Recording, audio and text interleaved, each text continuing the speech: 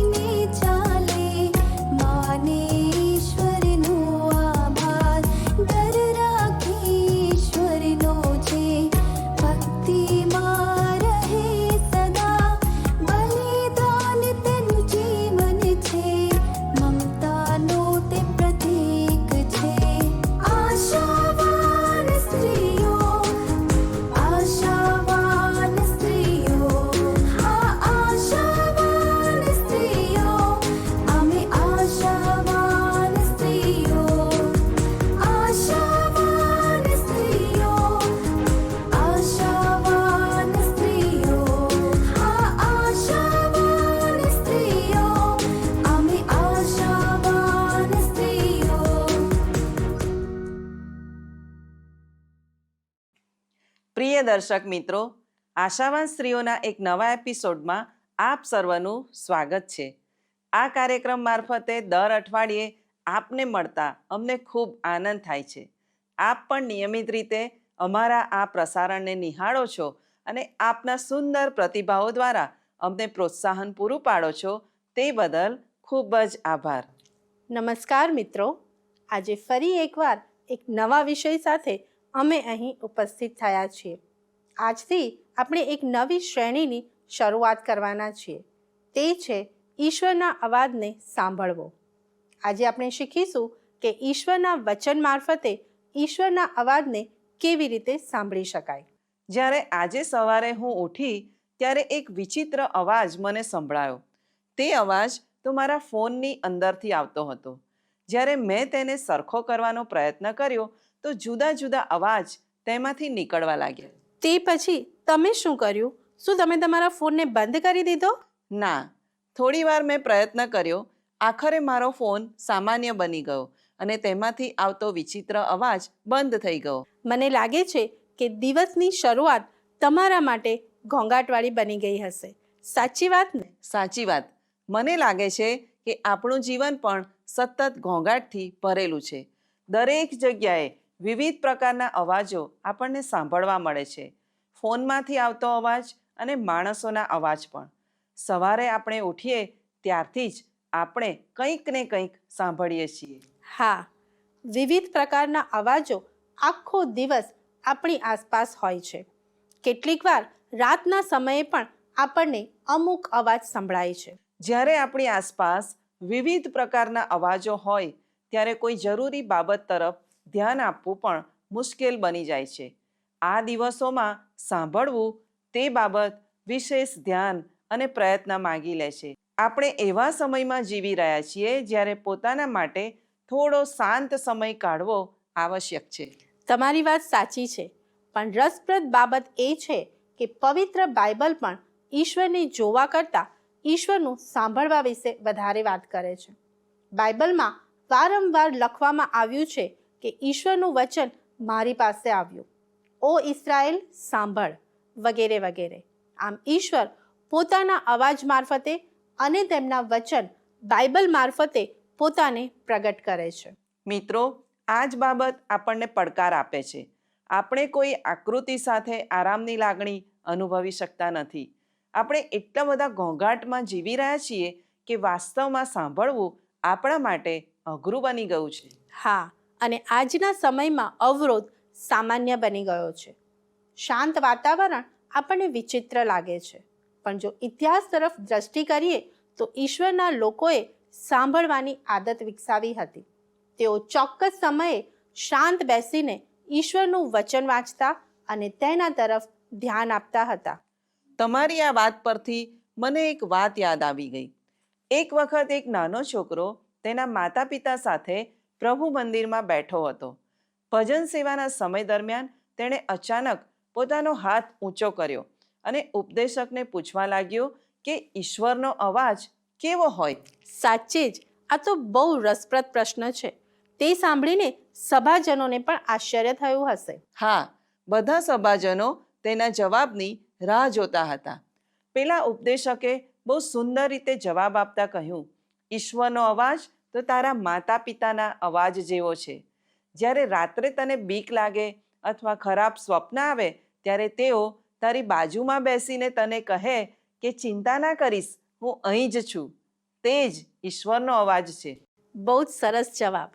કારણ કે ઈશ્વર આપણી સાથે તેમના વચન મારફતે આ જ રીતે વાત કરે છે. તે દિલાસો આપે છે, ખાતરી આપે છે અને આપણને સ્થિર પણ કરે છે. હા મિત્રો, જ્યારે આપણે બાઇબલ ખોલીએ છીએ ત્યારે આપણે કોઈ પ્રાચીન પુસ્તક વાંચતા નથી, પણ ઈશ્વરનો અવાજ તે દ્વારા આપણને યાદ કરાવે છે કે તે કોણ છે, આપણે કોણ છીએ અને આપણે એકલા નથી. કદાચ આજે ઈશ્વર આપણને આમંત્રણ આપી રહ્યા છે કે આપણે ઘોંઘાટમાંથી બહાર આવીએ, ઈશ્વરના વચનને વાંચીએ અને ઈશ્વરના અવાજને સાંભળીએ, કારણ કે ઈશ્વર આજે પણ બોલે છે. ઈશ્વરનો અવાજ હજી પણ કોમળ, વિશ્વાસુ અને આપણી નિકટ છે. તદ્દન સાચી વાત છે.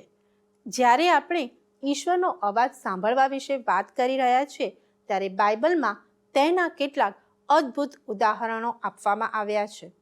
દાખલા તરીકે ઇબ્રાહિમ. ઈશ્વરે તેને કહ્યું કે તું તારો દેશ અને તારા સગા છોડીને જે દેશ હું તને દેખાડું તેમાં જા. આ તો મુશ્કેલ હતું, પણ ઇબ્રાહિમે ઈશ્વરનો અવાજ સાંભળ્યો. એ જ રીતે હાગારે પણ ઈશ્વરનો અવાજ સાંભળ્યો. અરણ્યમાં તે સાવ નિર્ગત થઈ ગઈ હતી, પણ ઈશ્વરે તેને કહ્યું કે તું પાછી જા.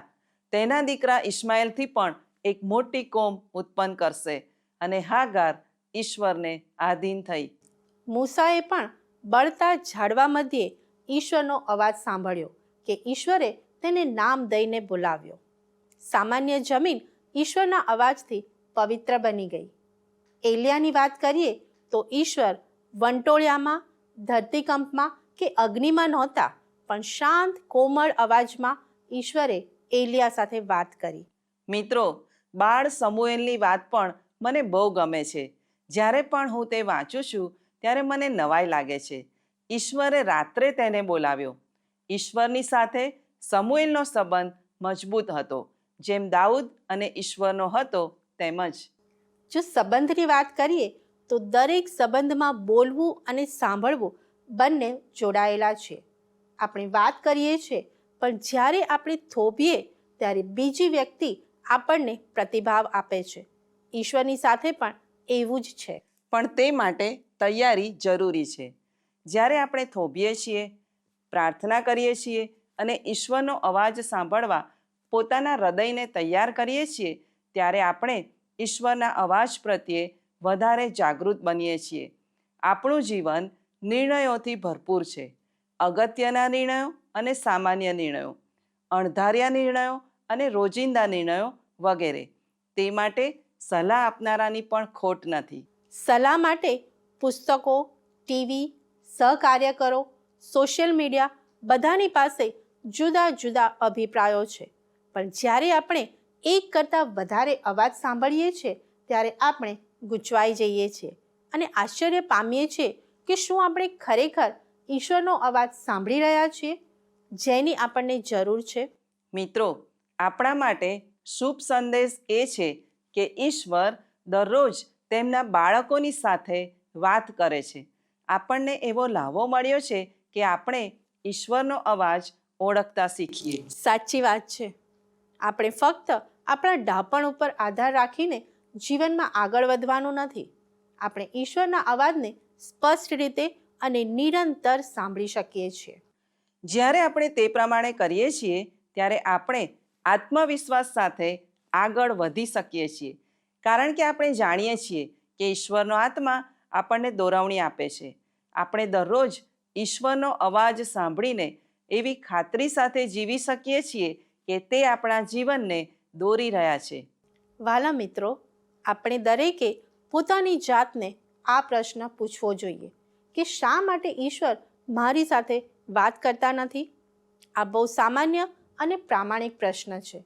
ઈશ્વરને સાંભળવા એટલે શું તે વિશે લોકો બહુ ગૂંચવણમાં છે.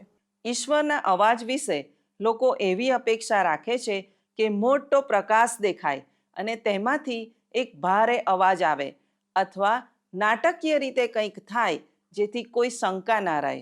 આ એકદમ સાચી વાત છે. મારી એક મિત્ર સાથે આવું જ બન્યું. તે હંમેશા નિરાશ અને દુઃખી રહેતી હતી કે મેં શું ખોટું કર્યું છે કે ઈશ્વર મારી સાથે વાત કરતા નથી.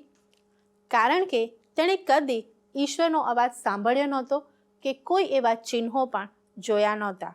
પણ તેની સાથે વાત કરતા તેને સમજાયું કે તે જે રીતે ઈચ્છે છે તે રીતે ઈશ્વર તેની સાથે વાત કરતા નથી. ચોક્કસ, ઈશ્વરે તેની સાથે વચન દ્વારા અથવા કોઈ આત્મિક સલાહકાર દ્વારા પણ વાત કરી હોય અને તેને ચોક્કસ માર્ગ બતાવ્યો હોય. હા, ઈશ્વર તેની સાથે વાત કરી રહ્યા હતા, પણ તે ઈશ્વરના અવાજને ઓળખી શકી નહીં. વાલા દર્શક મિત્રો, આપણામાંથી ઘણા લોકોની સાથે આવું બન્યું હશે. આપણે પ્રાર્થના દ્વારા ઈશ્વરની સાથે વાત કરીએ છીએ, આપણી લાગણીઓ તેમને જણાવીએ છીએ અને ઈશ્વર આપણી સાથે વાત કરે તેની રાહ જોઈએ છીએ. પણ કેવી રીતે તે આપણે જાણતા નથી. પણ સત્ય એ છે કે ઈશ્વર બોલે છે.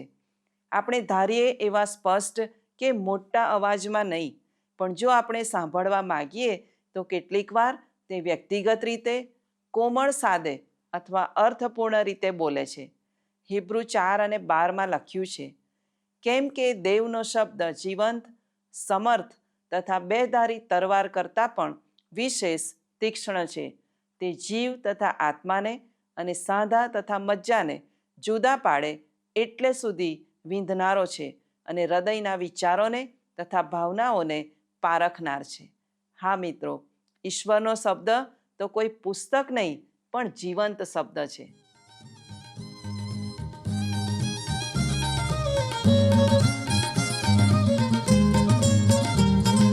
સત્ય સનાતન જીવંત બાઇબલ પ્રેમ તણી સરવાણી.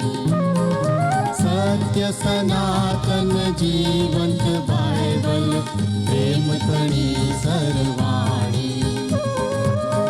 અનંત પથના અજવાળામાં ઉજવે ઉજાણી. સત્ય સનાતન જીવંત બાઇબલ પ્રેમ તણી સરવાણી.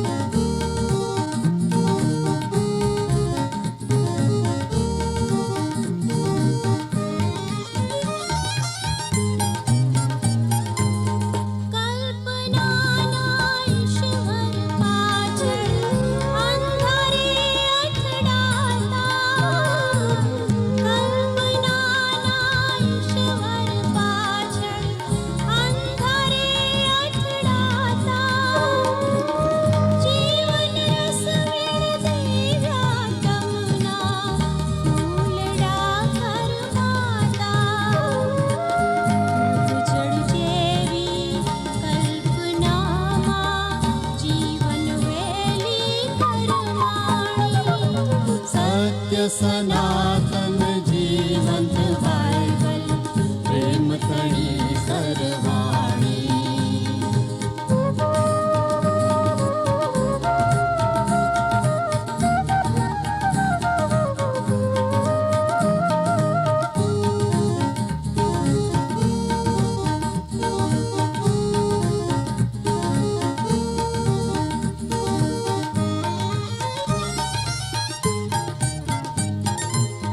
નરી દયા થઈ પ્રેમ કરીને ઈશ્વર પુત્ર પધાર્યા. નરી દયા થઈ પ્રેમ કરીને ઈશ્વર પુત્ર પધાર્યા. નિંદા મૃત્યુ દુઃખ સહીને માનવ આત્મ તાર્યા. પાપ મૃત્યુ પર વિજયની ગાથા નથી અજાણી. સત્ય સનાતન જીવંત બાઇબલ પ્રેમ તણી સરવાણી.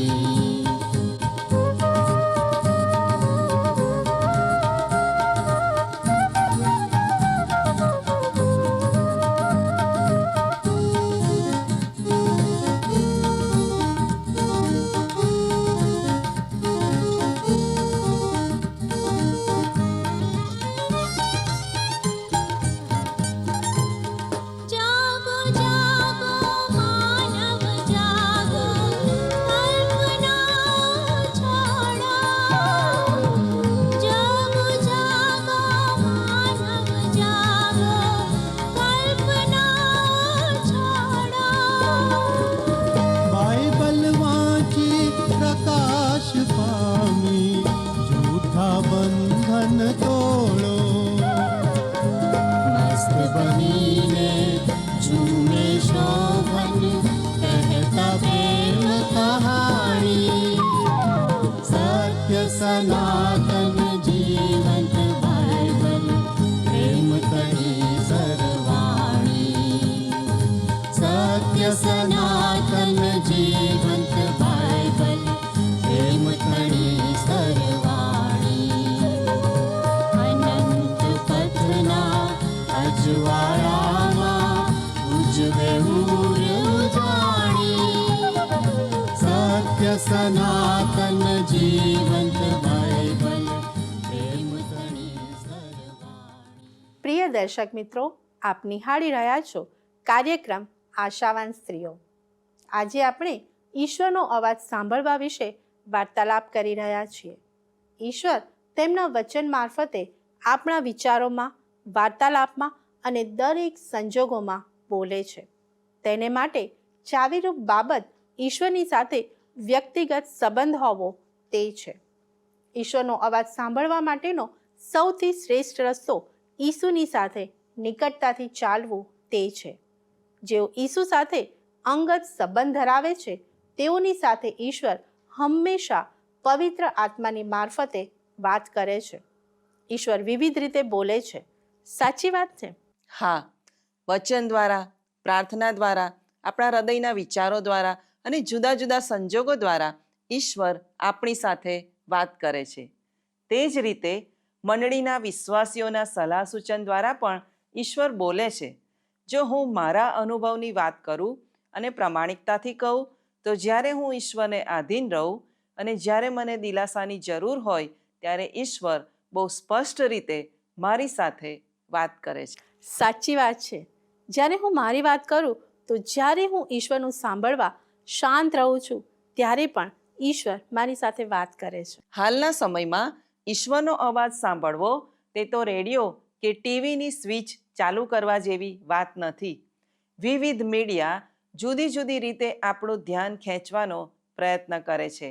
દાખલા તરીકે સંગીત, જાહેરાતો, વાર્તાલાપ વગેરે. જો આપણે કોઈ સ્ટેશન કે ચેનલને ચોક્કસ રીતે ચાલુ ના કરીએ અથવા તેને બંધ કરવા માંગીએ તો પણ આપણને તેનો ઘોંઘાટ સંભળાયા કરે છે. પણ જો આપણે ધીમે રહીને ચોક્કસ સ્ટેશન પકડી લઈએ તો ઘોંઘાટના બદલે સ્પષ્ટ અવાજ સંભળાય છે. એક અવાજ બધા ઘોંઘાટને દાબી દે છે. મિત્રો, ઈશ્વરનો અવાજ પણ આવો જ હોય છે. જો આપણે ઈશ્વરની સાથે બરાબર રીતે જોડાયેલા રહીએ તો તેમનો અવાજ સ્પષ્ટ રીતે સાંભળી શકીએ છીએ. એકદમ સાચી વાત, પણ આ બાબત ધીરજ માંગી લે છે. ઈશ્વરનો અવાજ સાંભળવા માટે આપણે બીજા બધા અવાજોથી દૂર જવું પડે છે અને ઈશ્વરની આગળ શાંત બેસવું પડે છે. હા, આપણે જેટલો વધારે સમય ઈશ્વરની સાથે પસાર કરીએ છીએ, જેટલો વધારે સમય ઈશ્વરના વચન અને પ્રાર્થનામાં પસાર કરીએ છીએ તો આપણે ઈશ્વરના અવાજથી વધારે પરિચિત બનતા જઈએ છીએ. તેથી અશાંતિ અને ઘોંઘાટ વચ્ચે પણ ઈશ્વરના અવાજને આપણે સાંભળી શકીએ છીએ. તેનું કારણ એ નથી કે આપણી આસપાસ હવે શાંતિ છે, પણ તેનું કારણ એ છે કે હવે આપણે ઈશ્વરના અવાજને પારખતા શીખી ગયા છીએ. એટલા જ માટે યોહાન 10:27 ઈસુ કહે છે, મારા ઘેટા મારો સાથ સાંભળે છે, વળી હું તેઓને ઓળખું છું અને તેઓ મારી પાછળ ચાલે છે. મિત્રો, આ બહુ અગત્યની વાત છે. હાલમાં ઘણા લોકો એવું કહે છે કે ઈશ્વરે મને આવું કરવાનું કહ્યું છે, પણ આપણે હંમેશા યાદ રાખીએ કે ઈશ્વર કદી પોતાના વચનનો ઇનકાર કરતા નથી, કદી નહીં. તે હંમેશા બાઇબલ જે કહેશે તે પ્રમાણે દોરે છે. હા, ઈશ્વર તેમના વચનમાં કંઈક અલગ કહે અને આપણને વ્યક્તિગત રીતે કંઈક અલગ કહે એવું કદી શક્ય નથી. ઈશ્વર તેમના સિદ્ધાંતોમાં બહુ ચોક્કસ છે. તેમના શબ્દો અને ઈશ્વરનું વચન હંમેશા સમાન હોય છે. હવે માની લો કે તમે કોઈ જગ્યા પર નોકરીનું ઇન્ટરવ્યૂ આપીને આવ્યા છો. હવે તમે તે કંપની પાસેથી જવાબની રાહ જોઈ રહ્યા છો. દરરોજ તમે કુરિયરની રાહ જુઓ છો કે તમને કોલ લેટર મળે અને એક દિવસ તમને કવર મળે છે. તમે તેને બાજુ પર મૂકી દેશો નહીં, પણ તરત જ ખોલીને તમે જોશો કે તમને નોકરી મળી કે નહીં. હવે કલ્પના કરો કે જો એક દિવસ ઈશ્વરે હાથે લખેલો પત્ર તમને મળે તો તમે તેને બાજુ પર મૂકીને એમ નહીં કહો કે મને સમય મળે ત્યારે હું તે વાંચીશ. સાચી વાત. તમે બહુ આતુરતાથી તે પત્રને ખોલશો અને વિચારશો કે ઈશ્વરે પોતે મારા માટે આ પત્રમાં શું લખ્યું છે. મિત્રો, બાઇબલ તે જ છે. તે તો આપણા માટે ઈશ્વરે હાથે લખેલો પત્ર છે. આપણે તેને દરેક જગ્યાએ લઈ જઈ શકીએ છીએ. તે વિવિધ રંગ અને કદમાં અને વિવિધ પ્રકારના ભાષાંતરમાં ઉપલબ્ધ છે, પણ આપણે તેને વાંચતા નથી. આપણે ઈચ્છીએ છીએ કે ઈશ્વર આપણી સાથે વાત કરે, પણ ઈશ્વરના આ પત્રને આપણે ખોલતા જ નથી. કેટલાક લોકો એવું કહે છે કે હું બાઇબલ વાંચવા માંગુ છું, પણ જ્યારે હું વાંચું છું ત્યારે ઈશ્વર મારી સાથે કોઈ વાત કરતા નથી. કેટલાક લોકો એવું કહે છે કે ઈશ્વર મારી સાથે વચન દ્વારા નહીં પણ બીજી બાબતો દ્વારા વાત કરે છે. પણ મિત્રો, આ બાબતો સાચી નથી. તેનું કારણ એ છે કે ઈશ્વરનું વચન તો ઈશ્વરનો અવાજ છે. તે તો ઈશ્વરે માણસ જાતને લખેલો પ્રેમપત્ર છે. તે એવો મહાન અને અદ્ભુત પ્રેમપત્ર છે કે તેના જેવો પ્રેમપત્ર કદી લખવામાં આવ્યો નથી. વહાલા મિત્રો, જો તમે ઈચ્છો છો કે ઈશ્વર તમારી સાથે વાત કરે તો તમારે ઈશ્વરનું વચન ખોલીને તેને વાંચવાની અને ઈશ્વરના અવાજ સાંભળવાની જરૂર છે. ઈશ્વર તેમના વચન દ્વારા આપણી સાથે બોલે છે અને આમંત્રણ આપે છે કે આપણે ઈશ્વરને શોધીએ. જ્યારે આપણે ઈશ્વરને શોધીએ છીએ ત્યારે ધીમે ધીમે આપણા હૃદય અને મનનું રૂપાંતર થાય છે. સત્યથી આપણું બદલાણ થાય છે અને આપણે ઈશ્વરના જેવા બનવાનો પ્રયત્ન કરીએ છીએ. વાલા મિત્રો, ઈશ્વર અનેક રીતે આપણી સાથે વાત કરે છે, પણ મુખ્ય બાબત તેમના વચન દ્વારા વાત કરે છે અને તે બહુ સામર્થ્યવાન છે. 2 તિમોથી 3:16 લખ્યું છે, દરેક શાસ્ત્ર ઈશ્વર પ્રેરિત છે. તે બોધ, નિષેધ, સુધારા અને ન્યાયપણાના શિક્ષણને અર્થે ઉપયોગી છે. બીજા શબ્દોમાં કહું તો ઈશ્વરનું વચન આપણને સારા કાર્યોને માટે તૈયાર કરે છે. તેથી બાઇબલ મારફતે ઈશ્વર આપણી સાથે વાત કરતા નથી એવો મૂર્ખતાભર્યો વિચાર કરશો નહીં. ઈશ્વર તેમના આ મહાન પ્રેમપત્ર દ્વારા હંમેશા આપણી સાથે વાત કરે છે. યર્મિયા પ્રબોધક એવું કહે છે કે તારા વચનો મેં ખાધા અને તેથી મારા હૃદયને હર્ષ અને આનંદ થયો. પ્રભુ ઈસુએ પણ કહ્યું છે કે માણસ એકલી રોટલીથી નહીં પણ દેવના મુખમાંથી નીકળતા હરેક શબ્દથી જીવશે. જ્યારે ઈશ્વરનું વચન સારી ભૂમિમાં રોપવામાં આવે છે ત્યારે તે ભરપૂર અને જીવનદાયક ફળ ઉત્પન્ન કરે છે. વાલા મિત્રો, ઈશ્વરનું વચન ઉત્તમ ભોજન સમાન છે જે આપણા આત્માને તૃપ્ત કરે છે. ઈશ્વરના વચન સંબંધી અદ્ભુત બાબત એ છે કે તે વ્યક્તિગત રીતે આપણને કેટલી અસર કરે છે. હા, આપણે બાઇબલના અમુક ભાગોને વારંવાર વાંચીએ છીએ, પણ કોઈ ચોક્કસ સમયે આપણને એવું લાગે છે કે તે આપણા માટે જ લખવામાં આવ્યું છે. મને યાદ છે કે અમુક સમયે હું વધારે પડતી થાકી જાઉં ચિંતામાં હોઉં, હવે શું કરવું તેની સમજ ના પડે, ત્યારે હું બાઇબલ ખોલું છું અને ઈશ્વર મને બતાવે છે કે ઓ વૈતરું કરનારાઓ અને બોજથી દબાયેલાઓ, તમે મારી પાસે આવો અને હું તમને વિસામો આપીશ. અને તે વચન તે સમયની તમારી જરૂરિયાતને પૂરી કરે અને તમને હિંમત આપે. સાચી વાત. ઈશ્વરનું વચન તાત્કાલિક મારા સંજોગોને બદલતું નથી, પણ તે મને બદલે છે. તે મને શાંતિ અને દિલાસો આપે છે.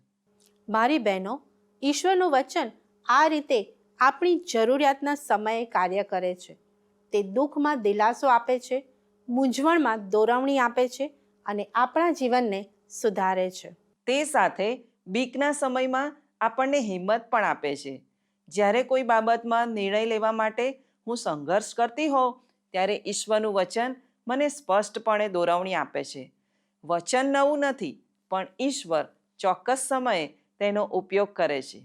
મિત્રો, ઈશ્વરનું વચન ફક્ત માહિતી કે જાણકારી નથી, તે તો વાર્તાલાપ છે. જ્યારે આપણે પૂરા હૃદયથી ઈશ્વરના વચનને વાંચીએ છીએ, ત્યારે ઈશ્વર આપણને ચોક્કસ મળે છે. ફક્ત ઈશ્વરના વચનને આધીન થવાથી જ તે અસરકારક બની શકે છે. ફક્ત વાંચવાથી તે અસર કરતું નથી. આ એક મહત્વનું સત્ય છે. શું તમે ઈશ્વરના વચનને નિયમિત રીતે વાંચવા અને આધીન થવા તૈયાર છો? આવો પ્રાર્થના કરીએ. મહાન ઈશ્વર પિતા, તમારા પવિત્ર અને જીવંત વચન બાઇબલને માટે તમારો આભાર માનીએ છીએ. દરરોજ તેને વાંચવા અને તે પ્રમાણે જીવન જીવવા અમને અને અમારા દર્શક મિત્રોને મદદ કરો. ઈસુના નામમાં માગું છું. આમેન.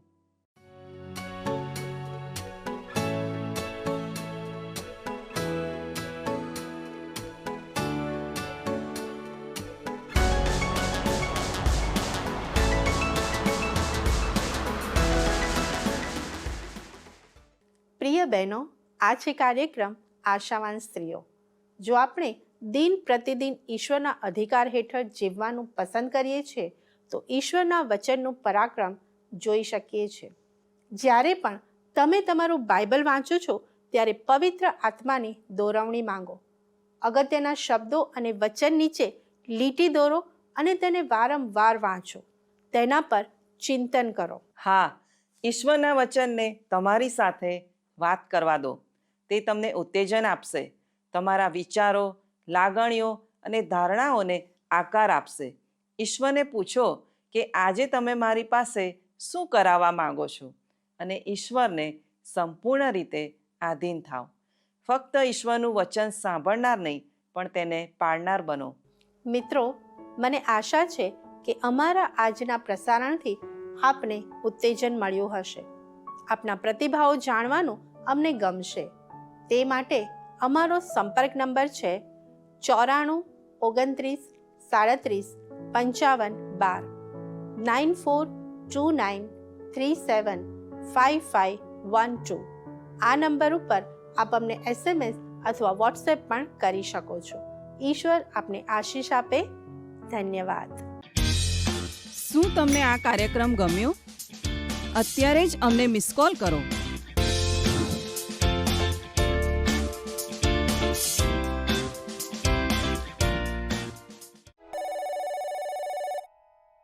આશા